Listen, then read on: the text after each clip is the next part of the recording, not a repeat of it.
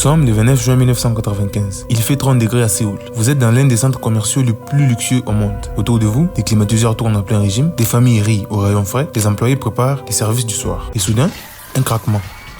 Pas un petit bruit, un déchirement de béton. Et en moins de 20 secondes, 5 étages s'empilent les uns sur les autres, broyant tout sur leur passage. Le plus terrible, ce n'était ni un séisme, ni un attentat. C'était une bombe à retardement installée par la cupidité humaine. Voici l'histoire de la chute du géant Sampong.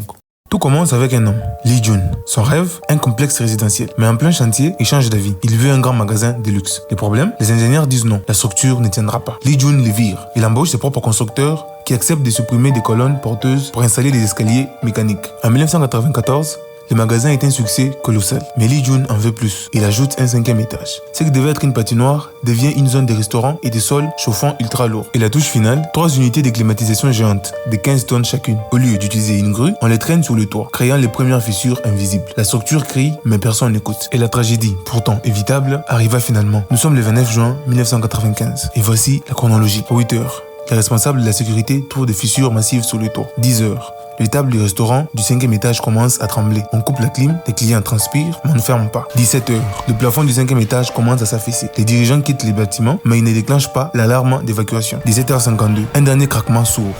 Les colonnes lâchent. En 20 secondes, le bâtiment disparaît dans un nuage de poussière. Et le bilan est lourd. 502 morts. C'est la tragédie la plus meurtrière de l'histoire du pays. Et pendant des jours, la Corée du Sud retient son souffle. On fouille à main nue, mais au milieu des décombres, l'impossible arrive. Au 12e jour, on sort un survivant. Au 16e jour, un autre.